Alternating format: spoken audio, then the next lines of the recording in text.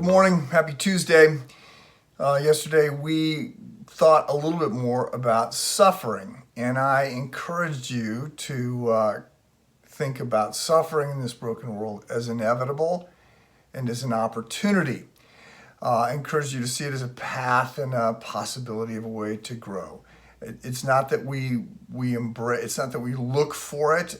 We do not have to have lives that look like a Dickens novel. Certainly don't want that. And I certainly don't want that for you. We can enjoy the blessings of God and should delight in them, and He has provided much for us. But suffering can be a way forward, and so there's a tension there, and we talked a little bit about that and noted that Jesus suffered for us. So I want to move on. Hebrews chapter 2, I'm reading beginning with verse 10 where we've been, and bringing many sons and daughters to glory. Okay, that's us, helping us become sanctified. It was fitting that God, for whom and through whom everything exists, should make the pioneer of their salvation perfect through what He suffered. That's Jesus, the pioneer, the captain, the forerunner. Jesus is perfected. He's morally perfect to start with. He is advanced beyond that. He is glorified beyond that. There's sort of an ascending theory about the problem of evil, that one of the reasons that God allows evil to exist is because eternity will be that much greater, because we now understand the love of God, which could not be displayed fully in any other way besides Christ dying for us. And that because of Christ's death and suffering, He's even more glorious. And so, so Jesus, the pioneer, the captain, the forerunner of our salvation, perfected through what He suffered. Both the one who makes people holy, Jesus, and those who are made holy, you and me, are of the same family. So Jesus is not ashamed to call them brothers and sisters. And then dropping down to verse 14. Since the children have flesh and blood, that's us, He too shared in their humanity, so that by His death He might break the power of him who holds the power of death, that is the devil, and free those who all their lives were held in slavery by their fear of death. So I want to just comment for a second here on the idea of the incarnation, which is that Jesus becomes a man. Carnos in Latin is the word for flesh, and so carnivore is a flesh eater. Jesus becomes fleshly. He becomes God, fully God, becomes fully man. He becomes one of us. And this is the Christmas miracle.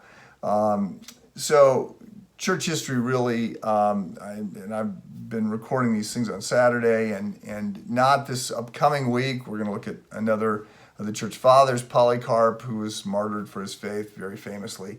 But the following week, we're looking at something called some of the early church heresies in the ante-Nicene period, one of them being Gnosticism, which is an ongoing problem in the early church.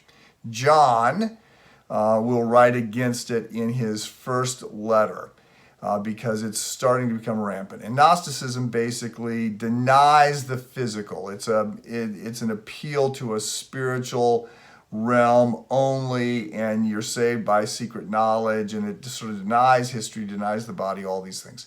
Lots of different forms of Gnosticism. There's a very broad an ongoing challenge, and we see it today in New Age movement and spirituality and some other things. But one of the early Gnostic heresies was Docetism, and Docetism said that Jesus wasn't really a man, just looked like it. It seemed, that's the word doceo, seemed to be a man, but he's a little bit more of a ghost. And John will write against this. First John 1, he opens against it. We're writing you about the things that we have seen and heard and touched. He's talking about Jesus, and he's saying, look, Jesus had a physical body. And because of the influence of Gnosticism, because of the influence of the Greek Plato, this idea that the physical is bad and the spiritual is good, and we've got to, free up our spirits from our bodies. This is not biblical thinking, but it informs this idea that Jesus was not really a man, and the incarnation is is a huge miracle, and people, in one sense, rightly are shocked by the idea that God would become one of us. Not because the physical is bad, but we're rightly shocked that God would limit himself in one sense this way. He would humble himself. The Creator would become part of the creation.